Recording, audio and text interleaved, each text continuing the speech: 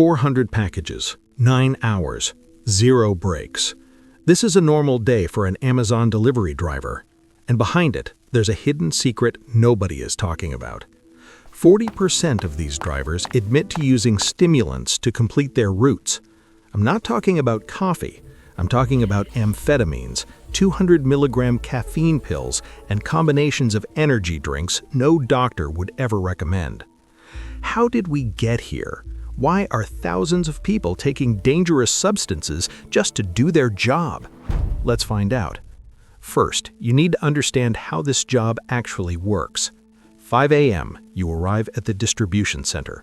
You pick up your van already loaded with between 200 and 400 packages.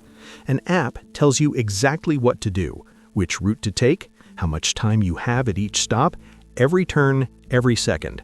The system tracks everything: hard braking, acceleration, delays. Your performance is constantly measured. Now here's the interesting part. You're officially assigned 9 hours, but that only counts pure driving time. It doesn't include finding parking, climbing to a 5th floor with no elevator, looking for a hidden mailbox, dealing with access codes that don't work. In reality, those 9 hours turn into 12, sometimes 13. And this is where the problem begins. Drivers are faced with an impossible equation. You have to deliver every package. If you don't, your score drops. If your score stays low for several weeks, you lose your job. But the time assigned isn't enough to do it in a human way. Mathematically, it doesn't add up. So people start sacrificing things. They skip lunch. Some admit to urinating in bottles inside the van because there's no time to find a bathroom. This was denied for years until photos and testimonies emerged. They run between stops, they skip meals, they sleep less. But even doing all of this, eventually the body shuts down. Fatigue sets in. Your eyes start closing while you're driving. And that's when chemistry enters the picture. Marcus, a former driver from Ohio, started with 2 Red Bulls in the morning. After 1 month, it was 3.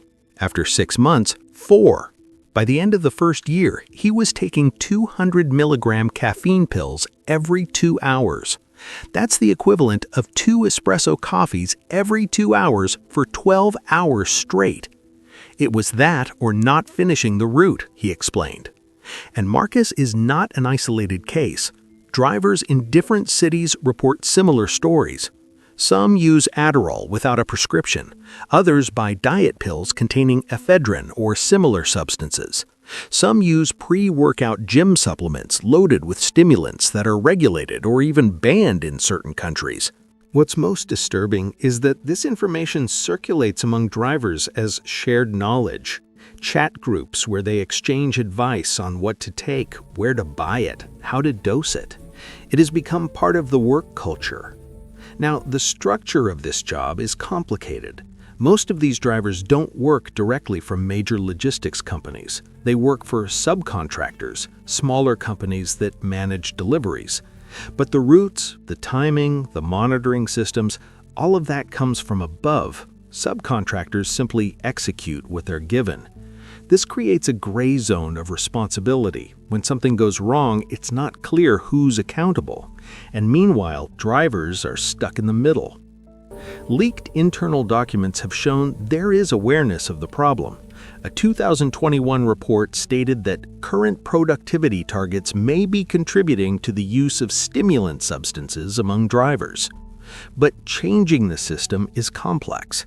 It would mean redesigning routes, hiring more people, and restructuring the entire operation. And no one seems to have an incentive to do that. The consequences of all this are real and measurable. First, health. Chronic stimulant use damages the cardiovascular system. Risk of heart attacks, hypertension, cardiac arrhythmias. There are documented cases of drivers who died behind the wheel. Heart attacks in their 30s, strokes. Marcus developed heart palpitations so severe that he had to be hospitalized after 18 months on the job. Now, at 28, he takes heart medication for life. In addition, constant use leads to chronic anxiety, insomnia, and depression when trying to quit. It's a cycle that's difficult to escape. Second, public safety. Exhausted, chemically overstimulated drivers on the road are a real risk. Data shows that accidents involving delivery vehicles have increased significantly in recent years. And third, something more subtle but equally important, the normalization of unsustainable working conditions.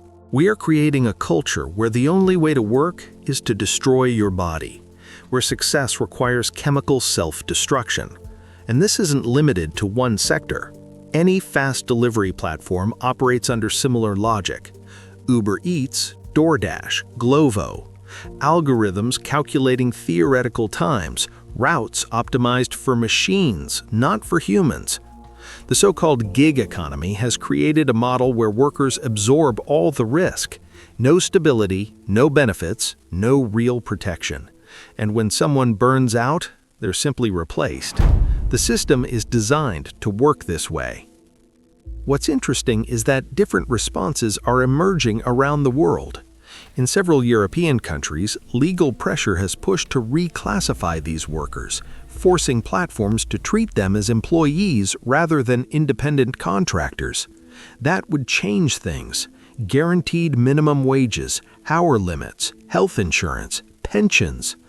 In California, they tried something similar with a legislative proposition, but companies spent astronomical sums on advertising campaigns to stop it.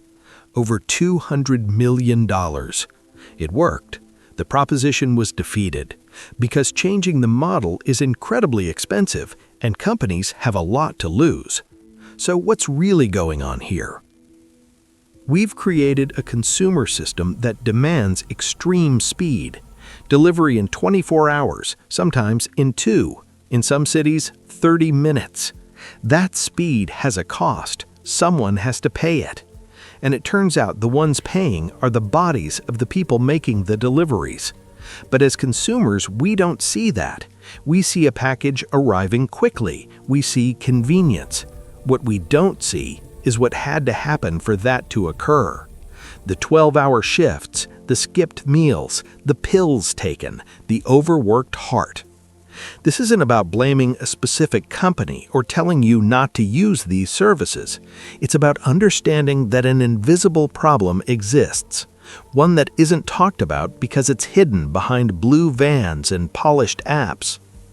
Thousands of people are taking dangerous substances every day just to be able to work, and they're doing it because the system they operate in makes it almost impossible to survive any other way. This is what happens when efficiency becomes the only value, when we optimize so much that we forget we're dealing with human beings. The next time you receive a package in record time, think about this. Think about the person who drove for 12 hours to deliver it. Think about what they may have had to take to make it happen. I'm not saying you should feel guilty. This isn't your personal fault. But it is worth asking, do we really need everything to arrive so fast? Is it worth someone risking their health so I can save one day of waiting? They're uncomfortable questions. That's why no one asks them. But they're the questions we need to ask if we want to understand the true cost of modern convenience. This is where I should say something professional, but nah. Just subscribe. If not, thanks for watching. Or not.